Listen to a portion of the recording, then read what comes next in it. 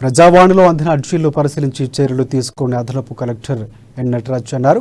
ఇక కలెక్టరేట్ సమావేశ మందిరంలో ప్రజావాణిలో భాగంగా జిల్లాలోని వివిధ ప్రాంతాల నుంచి పలు సమస్యలపై వచ్చిన అర్జీదారుల నుంచి ట్రైనీ అసిస్టెంట్ కలెక్టర్ శ్రీజ దరఖాస్తులు స్వీకరించారు. భూ సంబంధ సమస్యలను ధరణి పోర్టల్లో మీ సేవా కేంద్రం ద్వారా దరఖాస్తు చేసుకోవాలని తెలిపారు. అలాగే దరఖాస్తులను సంబంధించినటువంటి శాఖల అధికారులు కూడా క్షేత్రస్థాయిలో పరిశీలించి సమస్యల పరిష్కారానికి చర్యలు చేపట్టాలన్నారు. ఒకే సమస్యలపై పలుమార్లు అర్జీదారు ప్రజావాణికి రాకుండా సరైన వివరం ఇవ్వాలని అన్నారు. ఇక ఈ ప్రజావాణిలో భూ సంబంధ, ఉపాధి, పెన్షన్, వైద్యం, 2 పడకల గదుల ఇల్లు తదితర సమస్యలపై అర్జీలు వచ్చాయి.